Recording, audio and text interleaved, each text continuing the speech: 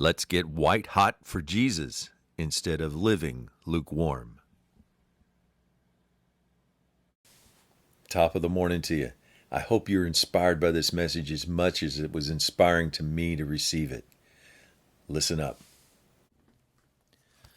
When we read Psalm 63 with the eyes of love and a keen desire to get to know God better, we get a picture of what it looks like to be all in and totally devoted to God. The psalmist declares in verse 1, "You are my God. I seek you earnestly. I thirst for you. My flesh longs for you." This is a self-defining statement. This is who he is. He's letting everybody know that God is the sole focus of his life. The driving force behind the commitment is the psalmist's desire to see God's power and glory at work, his loving kindness, which he considers better than life itself. As he experiences this loving kindness, it brings up a desire to praise God with thankfulness in a very visible way in verse 4. "I will lift my hands in your name, O Lord." This and this alone satisfies him like nothing else. The joy he expresses is genuine, not because of some duty. It's so pleasurable to think about how God has helped him by protecting him in verse 7. In the shadow of God's wings, he can't help but rejoice.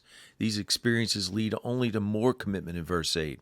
"My whole being follows hard after you, clings to you, thanks to your right hand upholding me."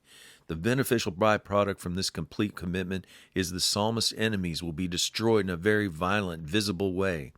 This brings the king to rejoicing in God and inspires everyone who submits to God's authority and publicly acknowledging God's supremacy, inspiring them to serve him alone. Word of encouragement: God appreciates an all-in attitude when it comes to serving him because we love him.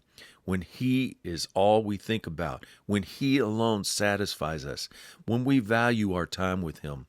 These things put us in position to view his power and glory as a first-hand basis. We get a front row seat.